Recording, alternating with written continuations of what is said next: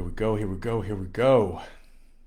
All right, Instagram, hold on a sec because Facebook is there. I think we finally connect at the same time. It's been a long time since I've made this magic happen, been having Instagram and Facebook connect at the same time. Let's see if magic has in fact been created. My name is Brian Christian Jenkins, Truth Alchemist, using different bits of truth and different pieces of truth to create something, a more beautiful, more precious truth and reality for myself. And I support people, show people how to do that for themselves as well. So if you are curious about what is true for you and what living authentically looks like or can be for you, let's have a conversation. And if you're not ready to have a conversation, then tune in. Stay abreast to these videos, these conversations, because I share my experience about what this journey has been like for me and what it can be like for you. And I'm not interested in showing you how to live my life, but this is mine. This is all mine. I'm definitely going to be stingy with this, be greedy with this, and hold this close to me.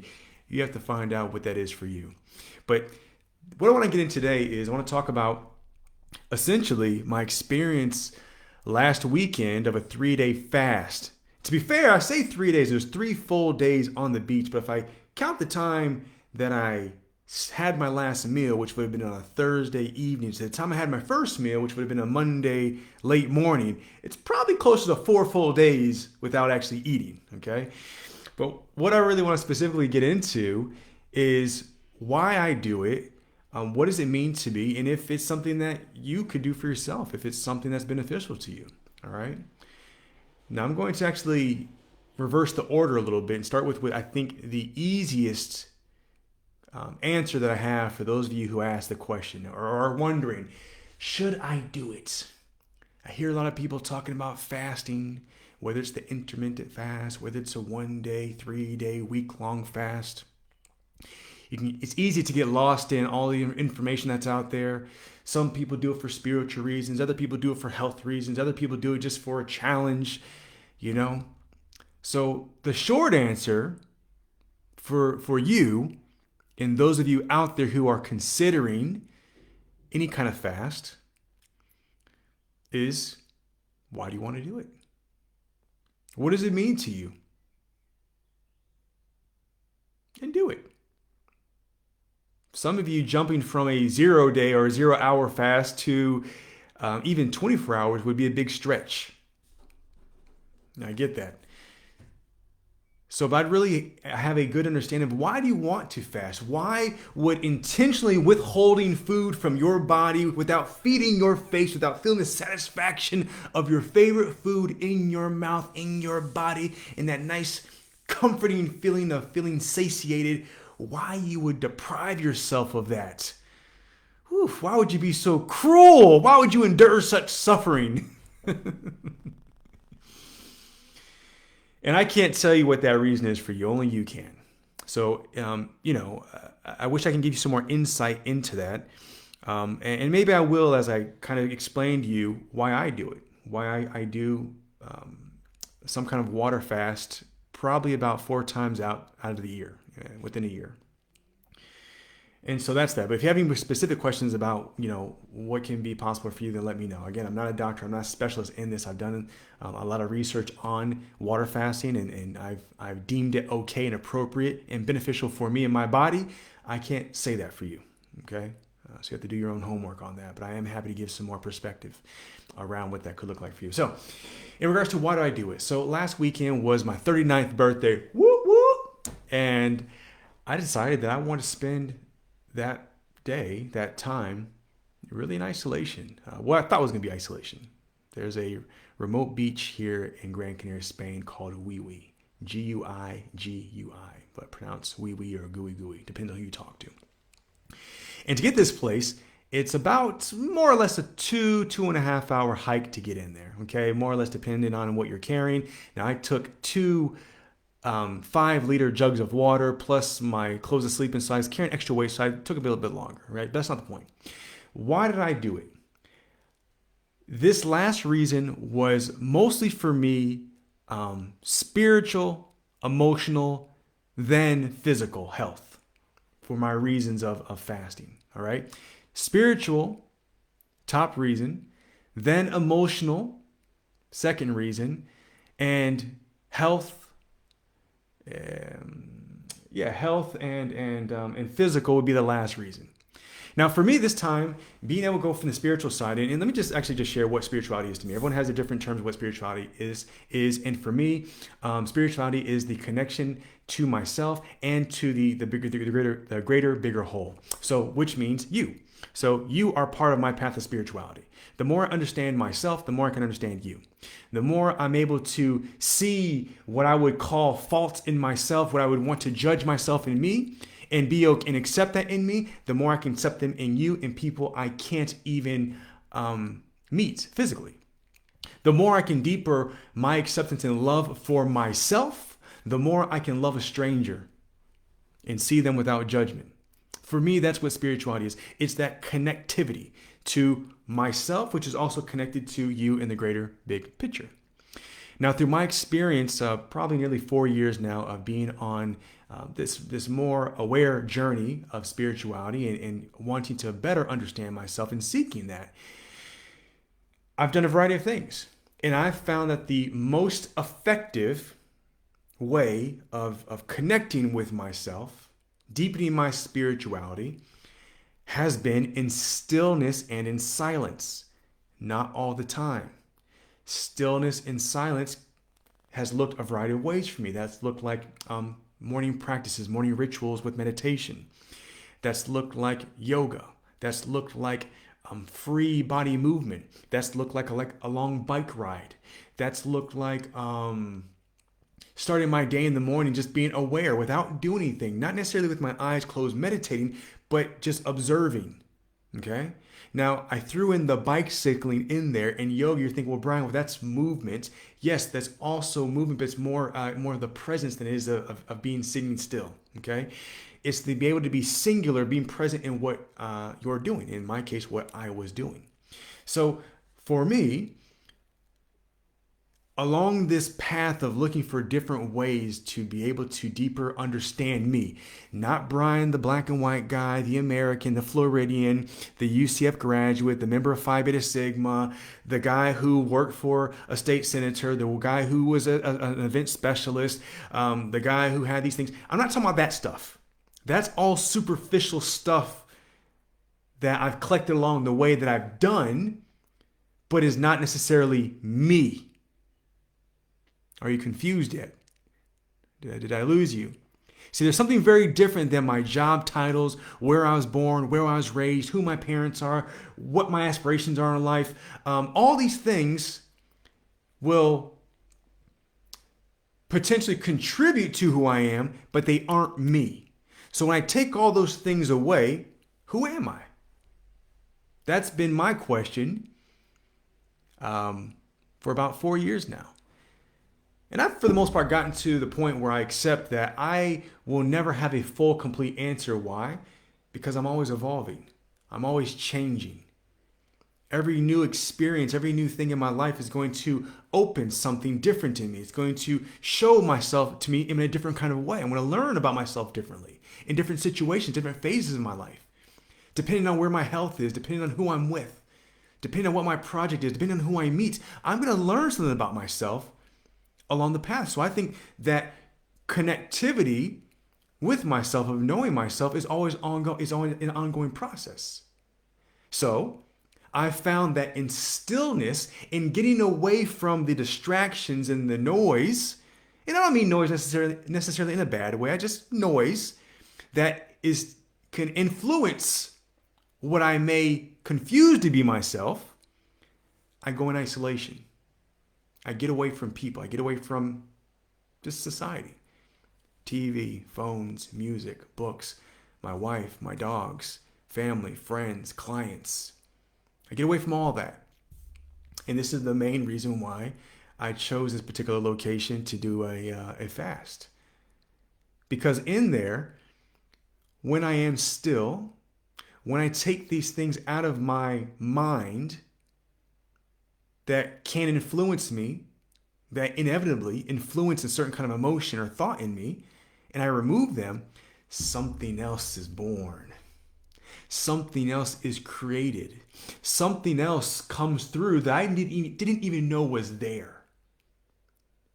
And I've connected with and found and heard that most loudly, I'm saying loudly in these little bunny ears, loudly in a way that I feel it in the core of who I am when I've been away from noise, when I have been in isolation, when I've been on my own, when I've been left to my own thoughts.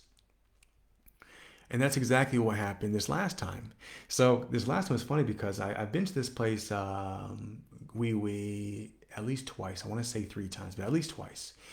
And I always went with other people. And when we went, it was relatively isolated because it's not an easy place to get to. Like as I mentioned before, it's about a 2-hour hike to get in and 2-hour hike to get out. And it's quite steep, right? So it's not the easiest, but it's not the worst climb I've ever done.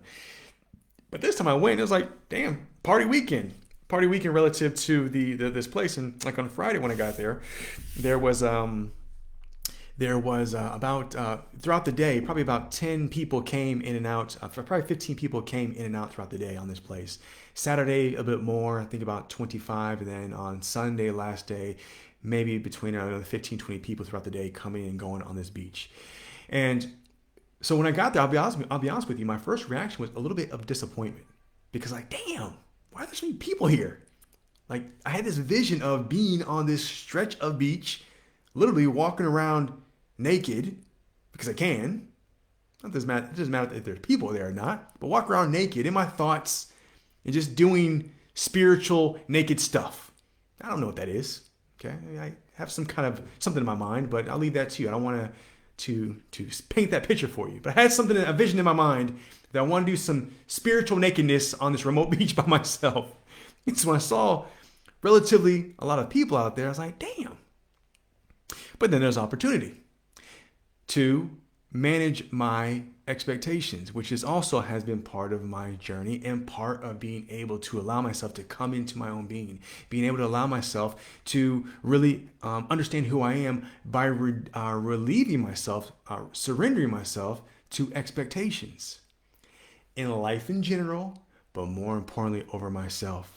The expectation of how I should show up, how I should earn money, how I should be professional, how I should treat my wife, my mother, my friends, the dog, the homeless person, all these things, all these expectations that I've collected over the years, over the decades of my life. Being able to get rid of those expectations has also been quite revealing in the understanding of who I am. And so that was like one of probably lesson number 5 at that point in time. Lesson number 5. Releasing expectations and said, Brian, well, here we are. You're not going to climb back. You've gotten here. You've committed to this. You're doing this. So let's stay here and kind of flow with it. So I found a spot. This beach is not very long. It's probably, I want to say maybe give or take 300 feet in width. And there's another part to it that you can get to, but you can only get to it when the tide's low. So I stayed in the main part. And there's, I don't know, 6 trees, poor little pine trees out there that I put my hammock in. And I set up shop. I said, okay, we're going to claim this spot. It's going to be Bryan land, Bryanville for the next, 3.5 days. And we're getting settled in. And what I felt come up for me, which came up for me last year when I did this type of fast in nature. A year ago, I did this in Death Valley with an organization called the Rising Man Movement. Check them out. Led by Jetty Azuma. Is when we did this in Death Valley, I know something very similar, is I had this expectation of what this whole spiritual journey would be like. And, now in Death Valley, I want to kind of go back a year, you set up your tarp, get some kind of shade because it's so hot out there, you can fry, there's no kind of shelter out there. And I set everything up, I set my altar up, I asked for permission from the spirits and the gods that be to allow me to be there and to look over me while I was there doing my fast. And as soon as I got set up, I instantly had this idea of, okay, what is this spiritual fast going to look like in the desert? You should do something. You should do something spiritual. You should meditate now. You should stretch. You should get naked again. I don't know what's up with nakedness and spirituality. Actually, let me stop. For me, I'll be honest with you. Nakedness And me and my spirituality, my connection to myself is actually getting down to the bare bones, right? Literally the bare bones of seeing myself without this costume, right? Like I know there's a society, I know there's expectations, I know there's appropriateness that we've all established as appropriate. But for me, I actually love being naked because it's just getting down to me. It's just taking off this skin that I put on, right? And it's another deeper way that I use to connect with myself and just being okay with this body, this machine that I'm in while I'm here on this physical earth. Okay, so I do know why I like to get naked. So going back to Death Valley, got naked again. And there's this energy, this expectation again of, oh, I should do something. I need to be spiritual. I need to make this the best connection possible. How do I get connected with the gods? How can I die the best way? How can I be reborn the best way? And then, boom, that same lesson that I had when I got to Wee Wee last weekend, I got a year ago. Surrender to the expectations. I gave myself one of the biggest gifts last weekend and a year ago. And that was the gift of space. Not time, but space. Meaning that when I got out there to Death Valley and I had 4.5 days to be there, I had nothing to do. Everything was worked out. There was no obligations. Everything was taken care of. There's nothing I had to do. No clients to tend to. My wife was with my mother. My dogs were with the dog sitter. My cat was with another family member. Bills were paid. There's nothing I had to do. But by the very virtue and the nature of being in this earth, in this society, there's a lot of things that said what I had to do and I should do. And this experience, how can I make this experience the best ever? There's things I need to do to force this to happen. And there's, again, nothing that I had to do nor that I have to do. And in that moment of actually being in there, of sitting still and feeling that anxiousness, there's anxiety that comes with that, at least for me. Like I'm speaking my experience, okay? Although I've seen this with other people, I'm going to be very clear this is my experience. And when I got there and I stopped, in both times I experienced this initial anxiety of I should be doing something. This should look differently. I'm going to mess this up if I don't do this. But there's no messing up. There's never any messing up. Even when it looks like shit, even when someone cries, even when you cry, there's no messing up. And I got to remind myself in that moment, there's no messing this up.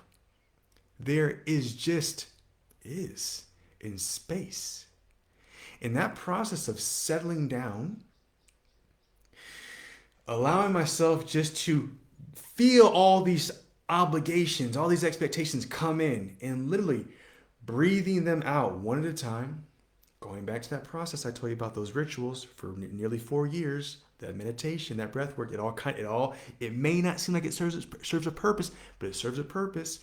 Being able to use the breath in that moment, and breathe out those worries, those expectations, feel my shoulders drop down. Even doing that right now, I feel myself relaxing as if I were there a year ago. Once I got past that, then it was just, let me allow myself to be in wonderment. Let me allow myself to be surprised by what could happen just experiencing life. Just experiencing life. Let's just see what can come up of this. And that's what I did. The same thing last weekend.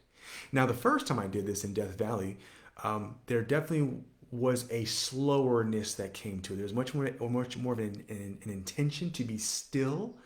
Not to force myself to sit there like a monk and not move anything, but there was definitely more of an intention to be still.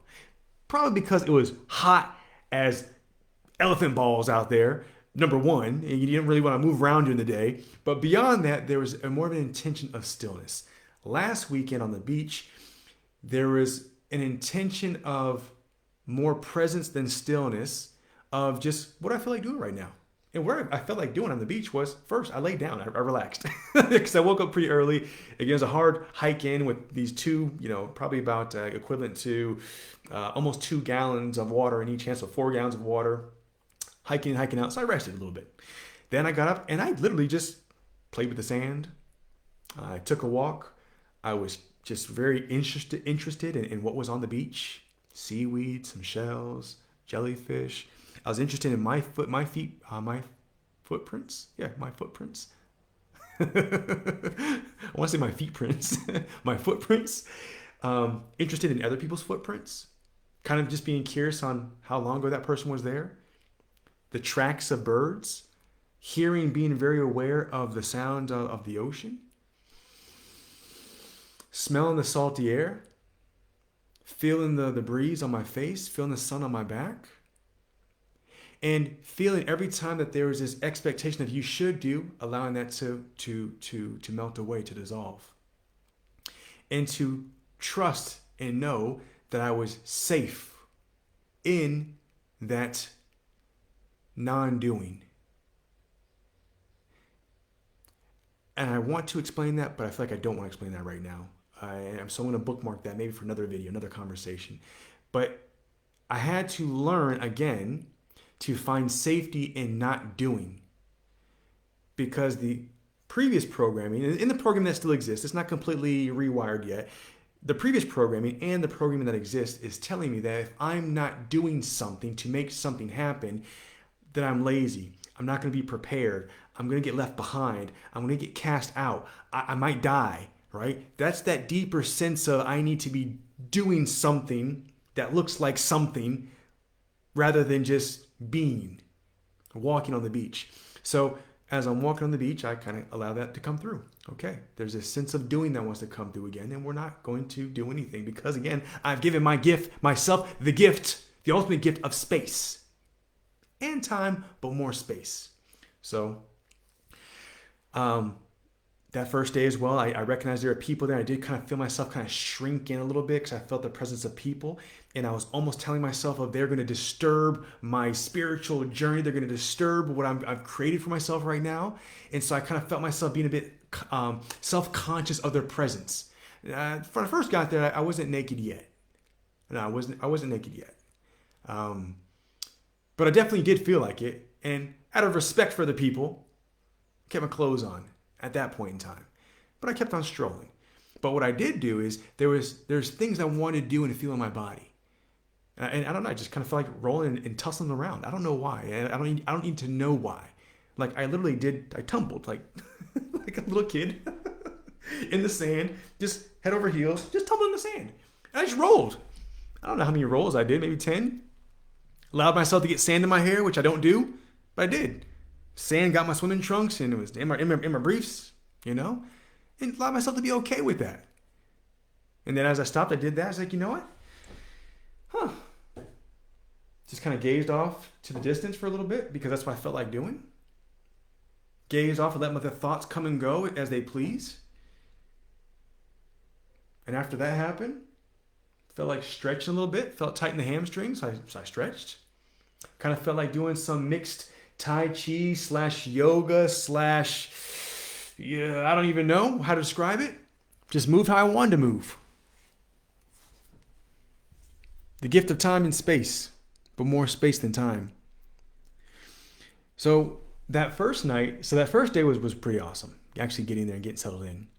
Now the first night, I'll be honest, this is when reality really hit and let me know that I was perfectly unprepared. So I didn't take a tent. I intentionally didn't take a tent because the vision was, again, this vision of expectation, like, oh my God, it's going to be so nice. Go to this remote beach and I've been there before, so I know how beautiful the stars are and to sleep under the stars. And oh my gosh, it's going to be so amazing. I'm going to feel like I'm connected to the universe. And I was.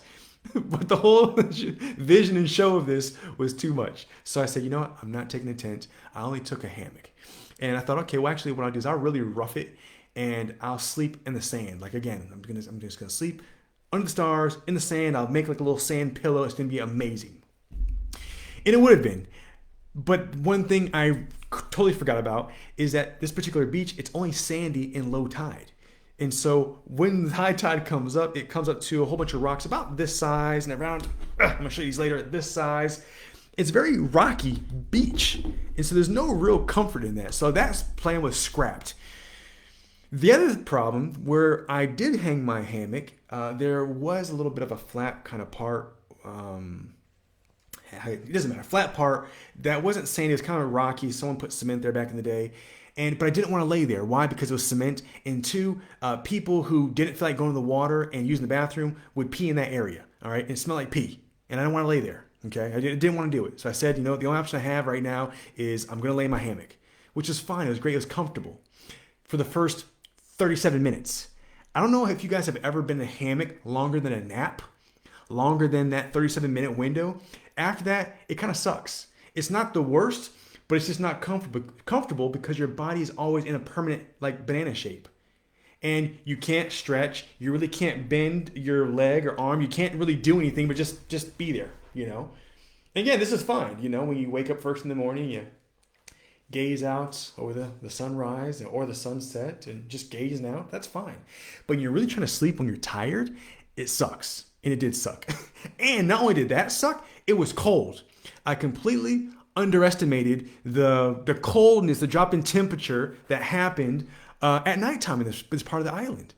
Because I live in the north and I expected it to be colder here, but I said, I'm going to the south. It's hotter down there. I don't need to take that much.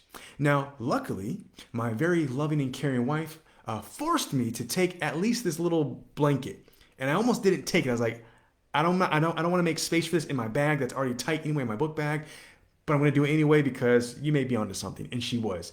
It was cold. Now, let me go back to the hammock part of it. We understand the physics of a hammock, right? Like it's suspended between two, poles, like two trees. I had between two trees.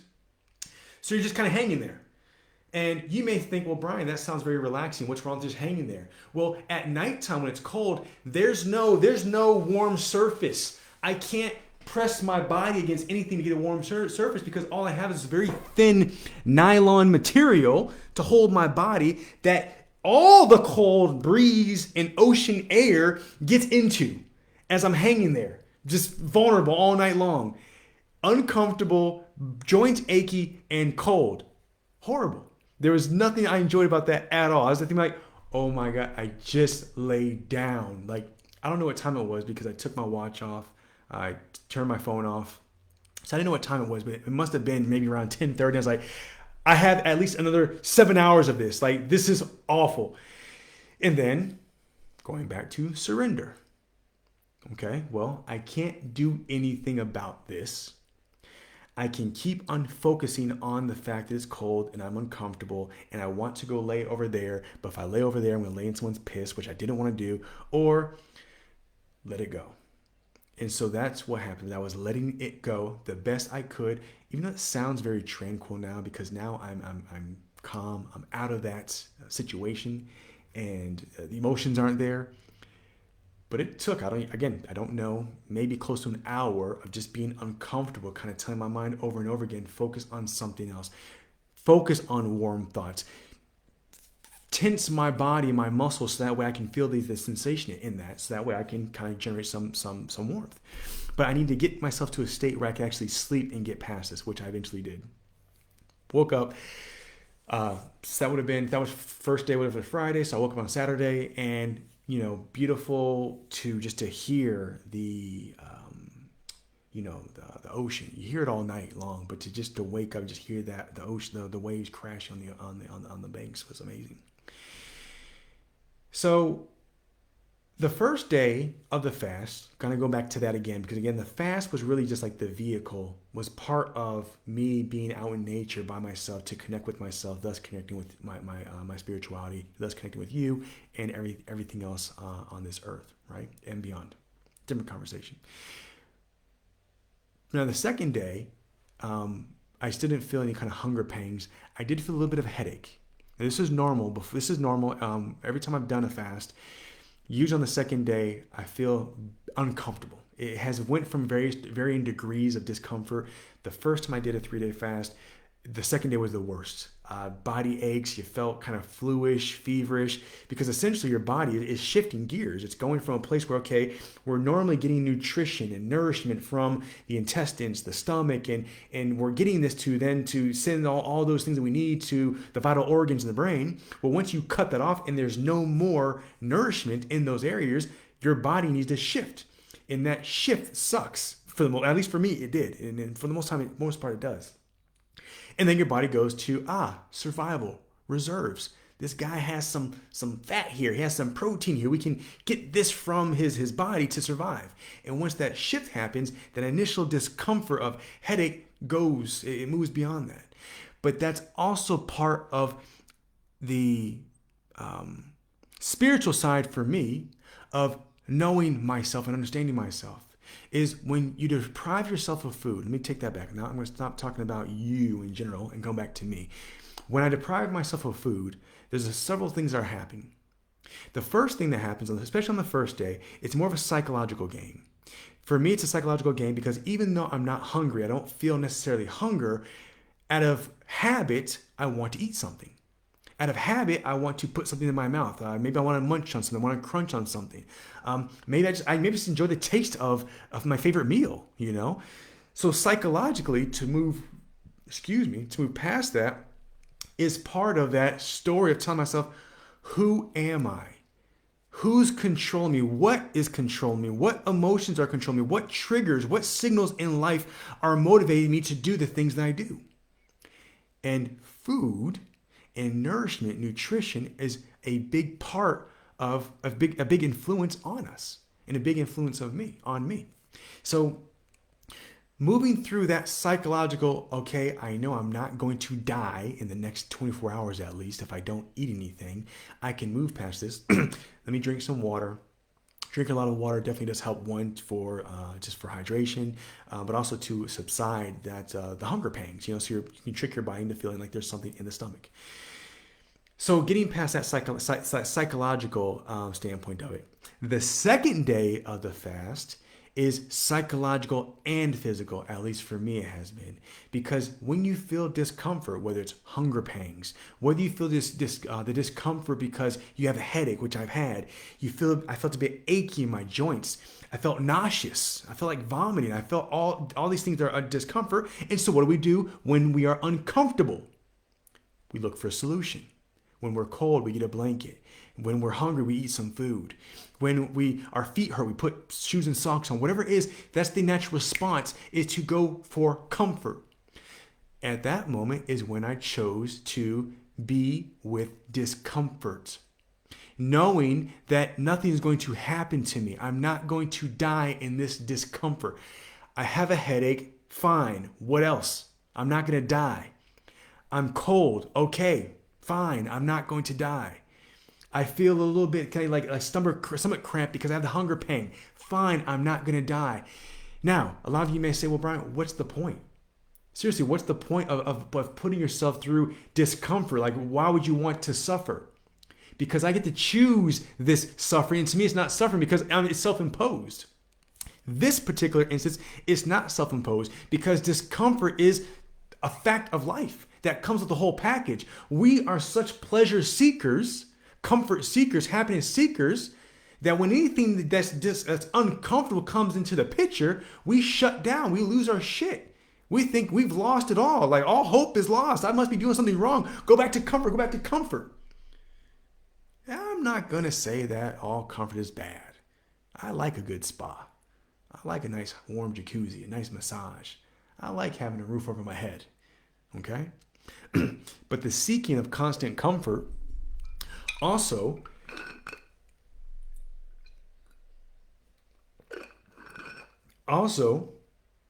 is very limiting. It's very limiting. You'll never know who you really are and what you're capable of unless you're uncomfortable. And if you think I'm lying, think about the biggest lessons that you learned in life. Think about the times when the most memorable events in your life. I almost guarantee you a lot of those will come from a time when you were discomfort and you got over it. The time you crammed for your test to graduate college. The time you got a new job. The time you joined the track team. You got through all of the pains of training. You were in a bad car accident. I promise you, a lot of your memorable moments in your life lessons will come from a time when you were really uncomfortable. And most of the time, you probably didn't choose it, or some of the time. Depends. So to be able to accept and choose to be uncomfortable and then take that power back to me and to accept this is a way that I deepen the relationship with myself. It's a way that I get to know myself, not through pain, because there's a certain thought process that does come up. There's a certain story I start telling myself about what I'm capable of or what I'm willing to put myself through to get to the end. So this controlled discomfort that I have created for myself serves as a direct lesson to how I will operate in the real world. This is also my training ground. This is another reason why I choose to fast, and another reason why I choose to fast in nature. Because it's uncomfortable, but I know I'm not going to die. And when I do embrace that I'm not going to die, I surprise myself almost every single time, like, wow, you got through that. You survived that. Not only did you survive that, you thrived through that. So the second day was the day where I got a little bit naked. And there are people there on the beach, but at that point in time, I didn't care, because kind of going back to being a truth alchemist and teaching truth alchemy and authenticity. And so way people can feel amazing in their own skin and their own selves, and to own that, I have to go first for myself. Whether you guys see that or not,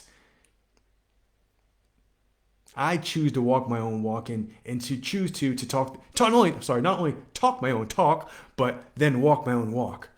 And that is, I'm on a pretty remote beach here. And I wasn't the only one. There's some people maybe scattered people who come and they,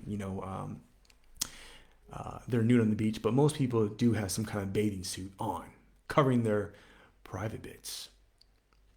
But I say, you know what? I really want to be naked right now in this moment. Really want to be naked right in this moment. So I got naked right there in that moment and laid out. And that may seem insignificant, and that may, to some of you, maybe be shocking, maybe even disrespectful or rude to other people who are there, who are in eyesight. I didn't do it for them. If people are uncomfortable, literally uncomfortable with seeing the flesh of another body, that's not my problem. Of another person, that's not my problem. And again, I know, because there's a conflict here, because now we're talking about what society deems as appropriate, what society has always told us is appropriate, and to who I am. There's always going to be that clash, and that's the same thing that's happening for you. The same thing is happening for you, it happens to all of us. This is where we get anxiety, depression, we feel lost, we feel the pressure, because it's a clash, because we're forced to exist in this world, in a society that's been created for us, that goes against what we feel on the inside. And so what do we have to do? Just like a zoo animal in captivity, society breaks us in a lot of ways, and we acquiesce to fit in, to be a good boy, to be a good girl, to be considered a worthy citizen, to be considered valuable. I need to fit in with everyone else here, because otherwise I'll be cast out. I'll be weird. They're not going to love me. And if I'm by myself, then I might not survive. I might die. And nobody wants to die, really.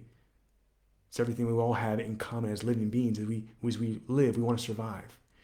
So we force ourselves, not most of the time unknowingly, to fit into society's different kind of molds.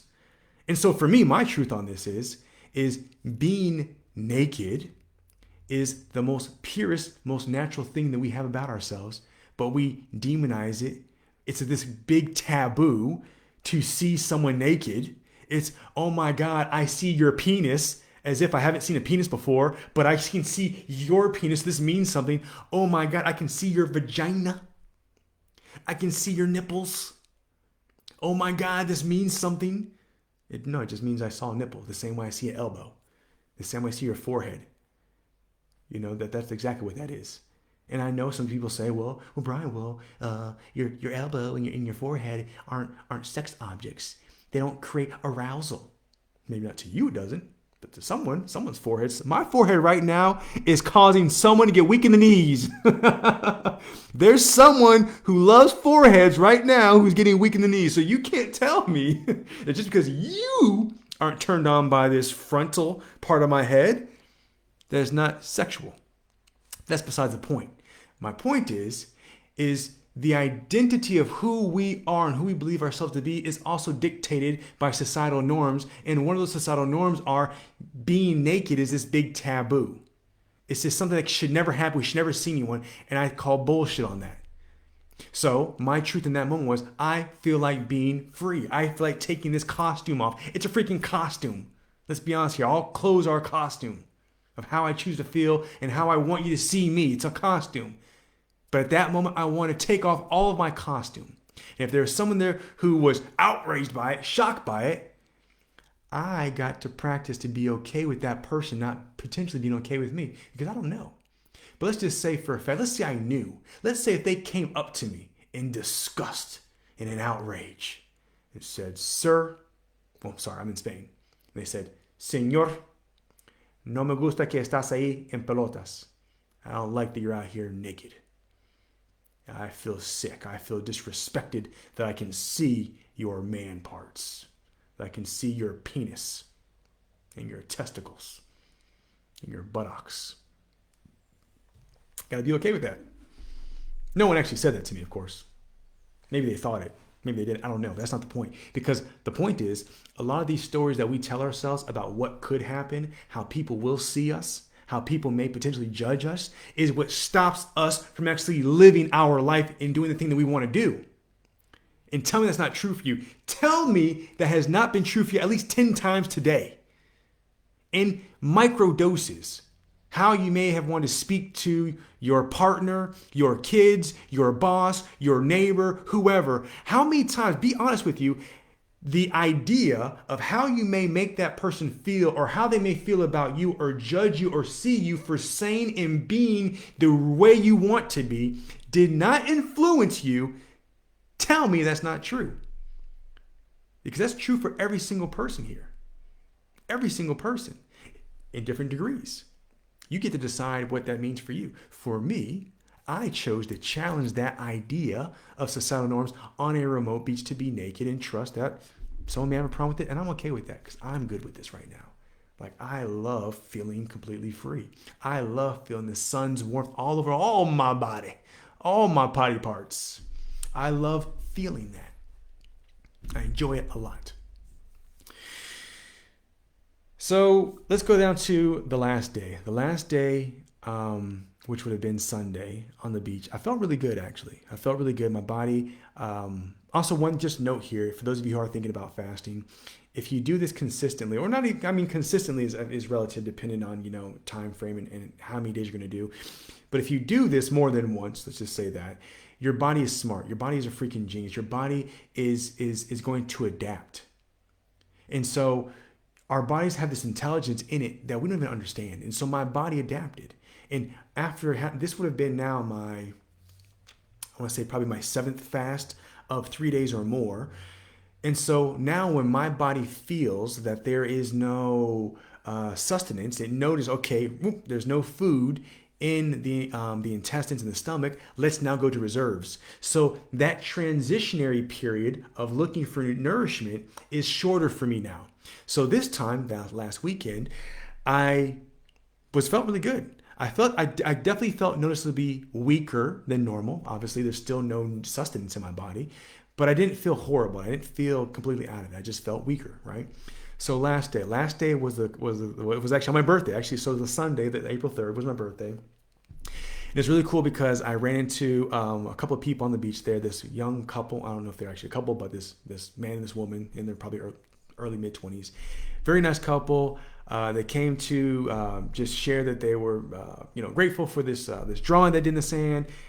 Came out, this was my birthday. Strangers gave me a nice birthday hug. So amazing, such a nice feeling. But it was kind of cloudy and rainy that day. Not the entire day, but just kind of gloomy. So I kind of stayed mostly dressed like this, and I think I even had a hoodie on. And that last night, worst night ever. Worst night ever. Remember I told you in this hammock, there's no protection, so I was already cold. That was already a thing. It was colder because the rain was coming in, which brought in a cold front, so it was colder. And did I mention it was raining? It was raining, wet, and just tired, and just a bit weak comfortably. It just being weak without having food, which is just it was uncomfortable. So funny enough, earlier that day in the morning, I noticed like an injured seal. I don't know what happened to it. I don't know if it was just old age. I don't know if it had some kind of internal injury. I've seen stories about, unfortunately seabirds, dying on plastic because they eat so much plastic, it blocks up their waves and they die. Anyway, I picked it up, I examined it, stretched its wings out, looked fine. But it didn't seem to be able to stand up. Every time I wanted to stand up and kind of like get a running start to take flight, it just couldn't. It just kept on kind of falling on its bird knees. I don't even know if birds have knees, but it just kind of kept stumbling. It just never got off the ground. So I kind of surmised, okay, I don't see any injuries. There's nothing I can do for it. I tried to give him some bread, some food, and it didn't eat. So I said, you know what? It's my last night here. It's my birthday. So you're going to spend maybe one of your last days with me. So I brought it to where my hammock was, and I put it under one of the palm trees that were there, near the place where it smells like human feces and waste that's been used over time. So now let's go back to that night. That night, it started to rain. Now in my hammock, the sides are long enough that if I can do this, fall asleep the right way, I can grab the sides and I kind of tuck one side over and put the other side in, so that way I can have some kind of refuge from the cold. Now I was doing this, but then of course you fall asleep in your body, your arm starts dropping down, I lose my grip, and so it starts to open up. So sometime in the night, I felt not only like this cold breeze come through, but also like cold rain coming through. Like, no, this can't be. This is the last night. It's my birthday. It is so uncomfortable. And again, the hammock isn't waterproof, so it's all coming in and getting wet. And I attempted to endure. I attempted to just, you know what? I literally pulled my my beanie down over my face, down over my nose. I had something, I don't know what it's called, but like this little material, this fabric, it's kind of a tube, and I brought it over my mouth. So all this was covered. In addition to having probably 2 sweaters on and a rain, kind of very tightly close rain repellent jacket, all wrapped up, thought that was going to be good enough. It wasn't as uncomfortable. I said, you know what? I can't do this. I'm going to sleep next to the bird. So the seagull was mostly comfortable with me because it was around me. But of course, naturally, instincts kick in. And every time I got close to it, he'd kind of get a bit frantic. So I'm in the middle of the night. I had my little headlamp on, had the red light on, so it wouldn't be such a bright light, white bright light for the seagull. I'm tired. I can't really see anything. It's cold. It's rainy. So now I'm trying to take my hammock down in the night. This little thin blanket that I remember my wife made me bring. I'm glad she did. I don't want that to get wet. It's the only thing dry that I had at this point in time. Try to take this down. I go next to the bird under the palm tree. I put my hammock on the ground first, so I'm not in the dirt. I put the blanket on top of me. I then try to get the hammock and I try to wrap myself in it the best I can just to have some kind of protection from the wind. Have my beanie over my head. Have this little fabric over my mouth. And I'm like this in the dark. Turn my little light off. And I'm on leaning on the palm tree. And all I kept thinking about was that scene with with Bubba and Forrest when they're in Vietnam. They kept writing us, Bubba, said, Forrest, we're going to put ourselves back to back so we don't get in the mud, won't fall through the mud. That's what I feel like. All right. But with a tree. And as I was there, I was getting some sleep, some comfort. But again, it's a hard ground, and so I'm starting to feel achy, like in my ass is just getting achy. Try to stretch my legs out, but this area isn't flat, or it wasn't flat. So as I stretched my legs out, I was hyperextending my knees, which was hurting my knees. So I had to tuck my knees back in. So I'm sitting with my knees tucked in, covered in this hammock and this blanket, trying not to let it all get wet. Have my beanie over my head, on these freaking cut palm fronds to try to get some sleep, and I couldn't. And so I succumbed and I laid down. I'm sure I laid down to again, which where people had used the bathroom, had peed and pooped over time, and there's just no other choice. Like you can smell it. This is how there was no question of that it was there. It's how recent was it? How fresh was it? But at that point in time, again, I'm delirious. I'm tired. So I lay down, and I was actually prop myself up on a rock to get some sleep. And when I did that, I got about an hour of sleep. But then I woke up in the middle of the night again, not knowing what time it was. Again, no watch, no phone. And I said, okay, holy shit, the rain stopped. I can see the stars again. So the clouds had moved out of the way. I can see stars, so let me put my hammock back up. Middle of the night, still a little bit wet, not soaking wet. Put the hammock back up and I get back in. Even though it's uncomfortable, at least it's not on the ground in someone else's urine and feces. Last night. So that whole night, so now I'm in the hammock, and I'm a little bit more comfortable, but guess what I smell now? You're right. Urine and feces that's now on my hammock, that's now swaying in the breeze. I'm like, this is like the worst idea. I don't know what person thought this was going to be okay to allow me to come out here. I need an adult with me to prevent this. But it's again, surrender. Okay? I'm uncomfortable. It smells really bad. I'm tired. I'm wet. I'm cold. I'm now malnourished. I feel weak. I just want to be at home right now. I want to take a long, hot shower, and I want to be in bed with some nice, fresh, clean clothes. Because I didn't change my clothes, didn't change my underwear. You know, I mean, you may think that's gross, but you just there's really no point. You know, you're not really sweating out there. Oh man, it's like I pooped on myself. You know, it's just easier that way. So survived that night. Wake up, and it was a sunny day. And I actually left pretty early because I anticipated that I was going to be weak, which I was. And I anticipated that it was going to take me longer to climb back out of this remote beach because it's a steep climb. And I was going to use a lot of energy, which I did. It took me a lot longer. So before I did that, I took a couple last walks on the beach, stretched the legs, get the blood moving, and I took off. So now I had to bring these because even though I drank all the water that I carried in, so in theory, I should have had less weight, I didn't because on one of those days, I forget which day, I saw these rocks. These rocks were freaking amazing. And one, I was thinking about, okay, I want to bring one of these rocks home for my mom because don't ask why, she just does. She collects rocks all over the world. Wherever she goes, she tries to take a rock back with her. And I thought, oh, she would really like this rock, but it's big. I know I can get to it, get this to her the next time I see her when she comes here, but it's big. I'm weak. At the climb out here, I'm not going to do this. And so let me find a smaller rock. So I found this rock, all right, and it's just an amazing, cool rock, you know. And you may think, well, Brian, why in the hell would you want to carry this out? And I can't tell you the connection. I can't tell you, but there's so much beauty I find in this, in just the color, the texture, the lines, the grain, that I just wanted to have this rock. So I had this one.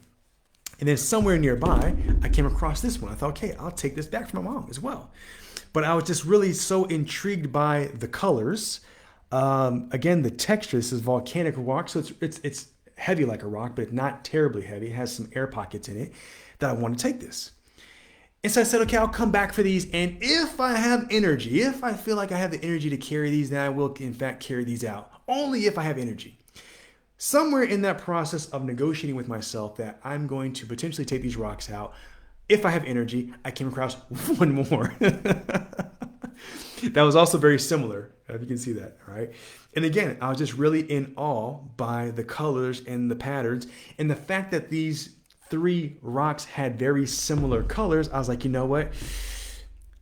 I'm going to take all these rocks out with me. Now, these rocks, they're probably about 8 kilos, so right around 17 pounds. Again, may not seem like a lot. But you have to understand, this is now Monday morning, which would have been about 3.5, going on 4 days without eating anything. 3 nights of not getting a lot of rest at all because of wind, hammock, all these different things. And I have to hike out of this valley to go about an hour straight up and then down. Now the down part wasn't that bad. So anyway, as I put these in my bag, I put this in my book bag, this one in my book bag, and I put these two in one of the plastic containers, the water that I had. So I was holding it in my hand. I just kind of alternated hands. And you can feel it. Definitely with this one in my book bag, you felt the weight. Like I felt the weight on my shoulders, and I felt it was substantial. It was, you can definitely, it wasn't like, I can kind of, no, I felt that. And so I start my hike, start heading out. Now, I want to stop there for a moment and say that going back to the main motivation for me to do this particular fast and to do it in a remote area was for the spiritual aspect of it. And for me is my spirituality is my connection to myself, which also for me is a connection to everything else in the world, including you. All right. And part of doing that was to challenge myself and to be a little bit uncomfortable to ask myself and to answer the question, what am I made of and what can I do? All right. Now, this is not from a place of I need to prove something to myself. Not necessarily. I mean, there's an element of wanting to prove myself. But more than wanting to prove myself, it's what can be discovered about myself. That feels more right. And so in doing that, okay, I'm weak right now. I'm tired. I have these rocks. I don't have to take these freaking rocks out. These mean nothing. I can take a picture of these and show them to my mom and say, with the best intentions, I wanted to bring these rocks to you, but I can't because I was weak and they're heavy. I said, we're taking these rocks out. So I probably, like the first climb out is like a steep kind of a hill, but it's all sandy. It's not even like solid sand or wet sand. It's that powdery sand. So every step you step into, you lose about like 6 to 8 inches. Your feet twist and roll, and you're doing this, and it's about 30 steps, and you finally get past that. It's like, okay, this is gonna suck more than I thought. Like I mentally prepared myself to hike out of here alone. Without any kind of sustenance. Let me take that back. With very little sustenance. So going back before I started my hike, sorry I forgot this part, is I did bring dates and walnuts with me just to have some kind of food. So that's the first thing I did when I woke up is I ate some walnuts first. I used walnuts to break the fast, even though I wouldn't necessarily recommend any kind of nut to break a fast just because it is still a bit hard. A bit of a tough thing to process is best to say for the digestive system. But because I knew I wasn't eating whole handfuls, I chose that because also the fat content and the protein content to help give me some bit more energy. So I ate that first, and then I ate a few dates. Now, dates are natural. I think it's a fruit, considered a fruit, but it's almost pure sugar. It's a natural sugar, but it's still sugar nonetheless. You do not want to break your fast with sugar.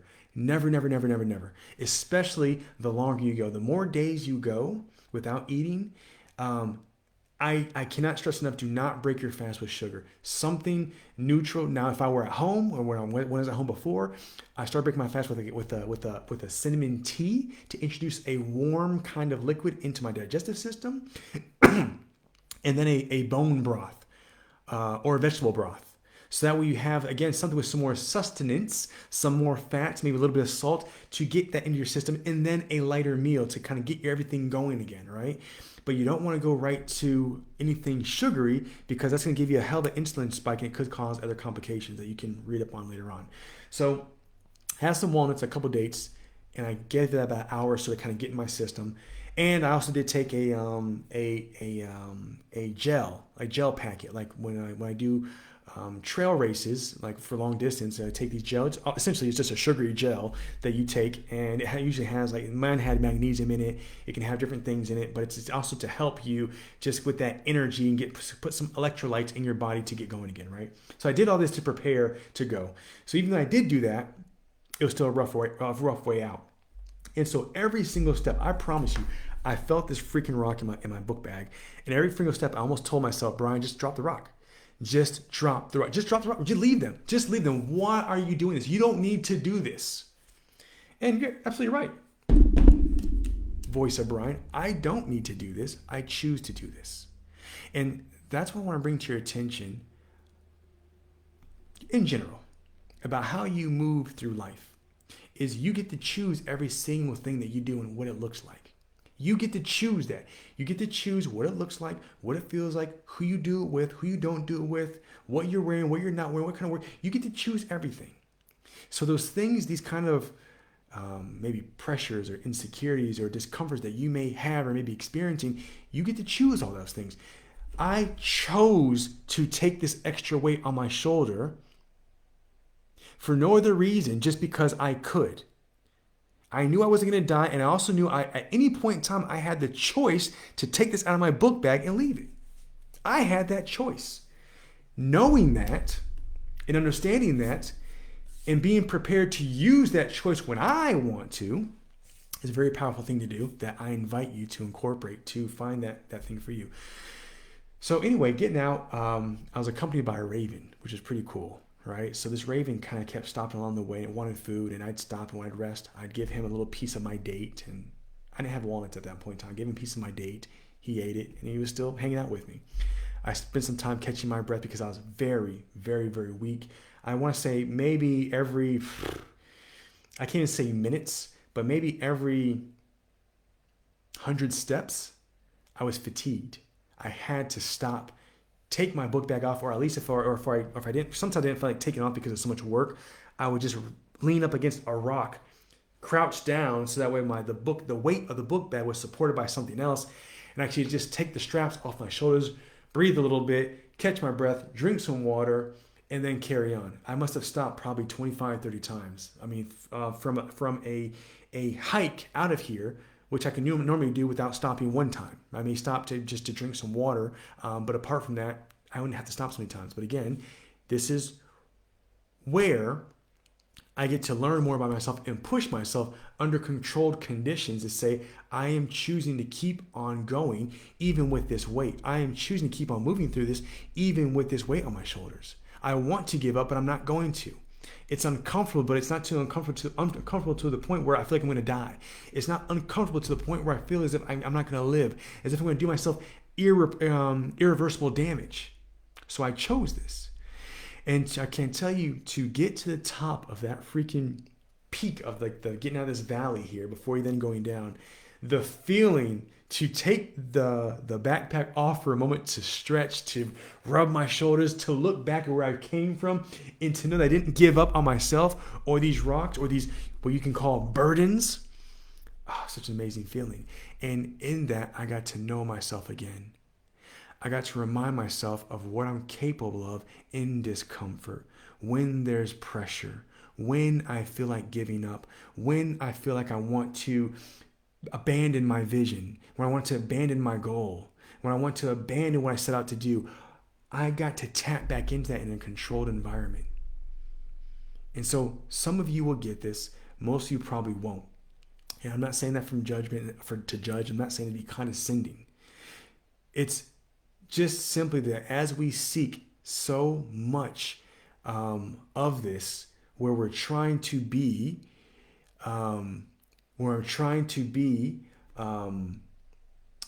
pleasure seekers and comfort seekers, that we don't stretch ourselves. We don't ask ourselves what we're willing to do or what we're capable of to get to the other side of whatever that is for you. And that whatever that is for you, that wall is going to look different for different people. But trusting and knowing that it's important to you and worth it to you is where you get to move past that. And so on that, I'll stop there. I didn't even recognize I was going on for an hour, but again, time is all relative. It's all space. Just to be able to share that and to be able to relive that. And so to come back to it, so why do I do this? Why do I do these fasts, especially why do I do it in nature? One, now at this point in time in my life, it's going to be a spiritual first, emotional second, and health last. Although health is a big part of that. The health thing, I'll just say really quickly, there's a lot of study, a lot of evidence that when we do give our bodies a chance to go in a fasting state, is that we regenerate cells a lot more. There's a lot more other benefits that happen, but one of the main ones is that our body's more effective at killing off inefficient or weak cells and regenerating new healthy cells, younger cells, right? Which makes us feel better, makes us look better as well. Not that I need that, of course. But that's the main reason. So if you're asking again, looking for yourself, yes, I would say experiment. If you don't feel like you're ready to go for a 3-day fast, don't do a 3-day fast. Set your mind to a half a day. Maybe for you, even not eating from, let's say, from breakfast at 8 a.m., for example, or 7 a.m. until 5 p.m. without having lunch, maybe that's a stretch for you. Then go there. But my encouragement to you is whatever it is you choose to do, whatever duration of a fast, is make it mean something for you. I mean, you can't just do it for the hell of it, but if you just do it for the hell of it, you're just getting the hell of it results. You're not going to get anything that's going to really be substantial to you, right? Like, think of the reason why if you are working at a place or a job, or you're doing something that causes you stress, or you don't really like the job, but you do it because it allows you to earn money and to pay for your stuff. Well, you accept that stress is going to give you something, so you do it. But if you don't really connect with why it is that you're going to deprive yourself of food for X amount of time, it's going to be uncomfortable, and you do it, it's not going to mean anything to you. So have it mean something to you. Even just, you can just tell yourself a simple statement: for the sake of